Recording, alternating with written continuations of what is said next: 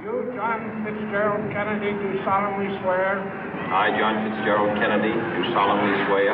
That you will faithfully execute the office of President of the United States. That I will faithfully execute the office of President of the United States.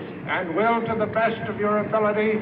And will, to the best of my ability. Preserve, protect, and defend the Constitution of the United States. Preserve, protect, and defend the Constitution of the United States. So help you God.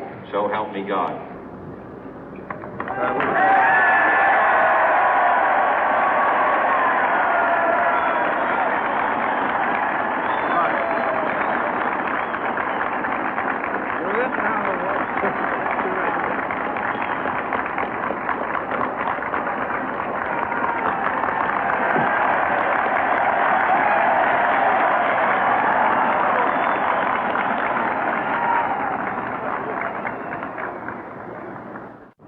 Vice President Johnson, Mr. Speaker, Mr. Chief Justice, President Eisenhower, Vice President Nixon, President Truman, Reverend clergy, fellow citizens. We observe today not a victory of party, but a celebration of freedom, symbolizing an end as well as a beginning, signifying renewal as well as change. For I have sworn before you and Almighty God the same solemn oath our forebears prescribed nearly a century and 3/4 ago. The world is very different now, for man holds in his mortal hands the power to abolish all forms of human poverty and all forms of human life. And yet the same revolutionary beliefs for which our forebears fought are still at issue around the globe. The belief that the rights of man come not from the generosity of the state, but from the hand of God. We dare not forget today that we are the heirs of that first revolution. Let the word go forth from this time and place to friend and foe alike that the torch has been passed to a new generation of Americans born in this century, tempered by war, disciplined by a hard and bitter peace, proud of our ancient heritage, and unwilling to witness or permit the slow undoing of those human rights to which this nation has always been committed and to which we are committed today at home and around the world.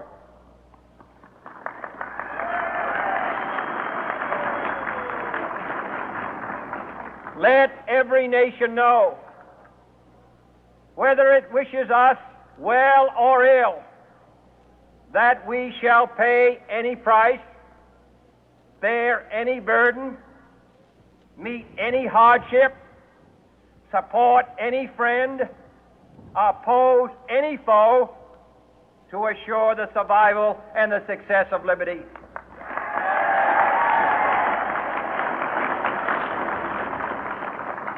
This much we pledge and more. To those old allies whose cultural and spiritual origins we share, we pledge the loyalty of faithful friends. United, there is little we cannot do in a host of cooperative ventures. Divided, there is little we can do, for we dare not meet a powerful challenge at odds and split asunder. To those new states whom we welcome to the ranks of the free, we pledge our word that one form of colonial control shall not have passed away, merely to be replaced by a far more iron tyranny. We shall not always expect to find them supporting our view, but we shall always hope to find them strongly supporting their own freedom, and to remember that in the past, those who foolishly sought power by riding the back of the tiger ended up inside.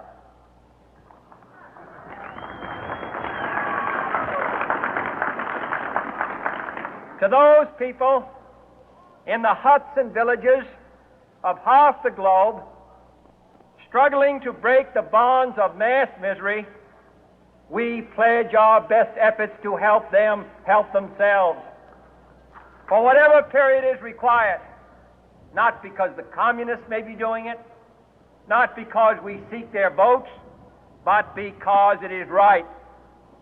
If a free society cannot help the many who are poor, it cannot save the few who are rich.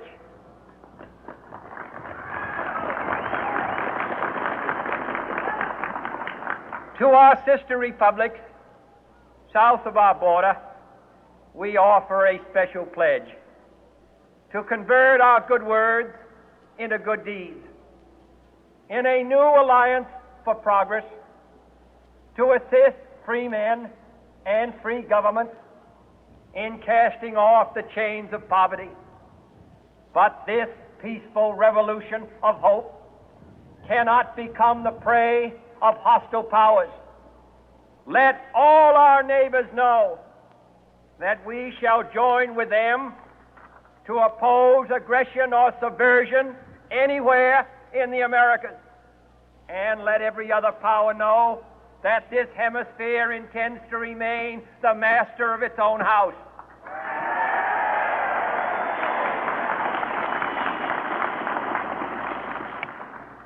To that World Assembly of Sovereign States, the United Nations, our last best hope, in an age where the instruments of war have far outpaced the instruments of peace, we renew our pledge of support to prevent it from becoming merely a forum for invective, to strengthen its shield of the new and the weak, and to enlarge the area in which its writ may run.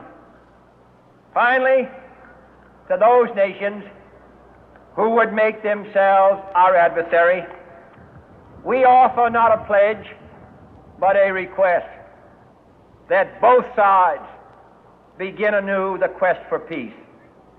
Before the dark powers of destruction, unleashed by science, engulf all humanity in planned or accidental self-destruction, we dare not tempt them with weakness, for only when our arms are sufficient beyond doubt can we be certain beyond doubt that they will never be employed.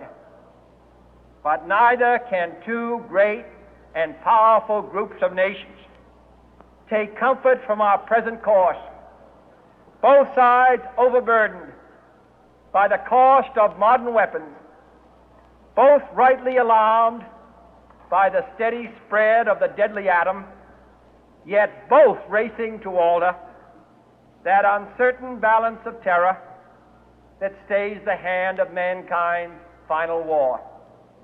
So let us begin anew, remembering on both sides that civility is not a sign of weakness, and sincerity is always subject to proof. Let us never negotiate out of fear, but let us never fear to negotiate.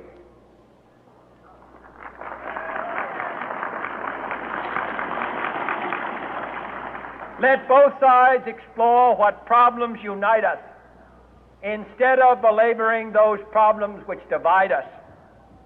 Let both sides, for the first time, formulate serious and precise proposals for the inspection and control of arms, and bring the absolute power to destroy other nations under the absolute control of all nations.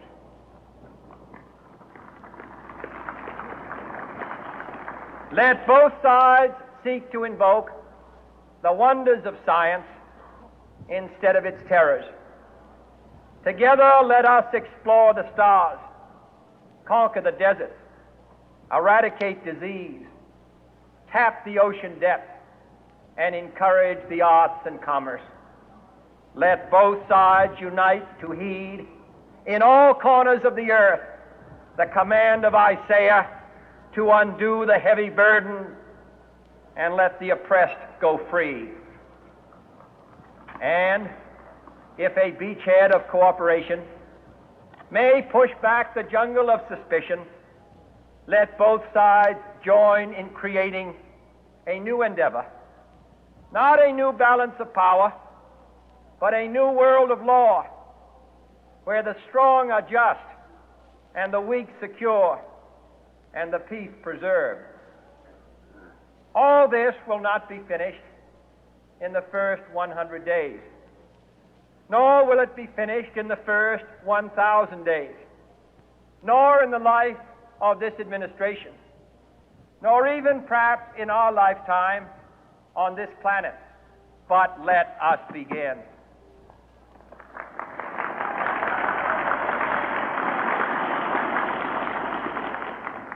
In your hands, my fellow citizens, more than mine, will rest the final success or failure of our course.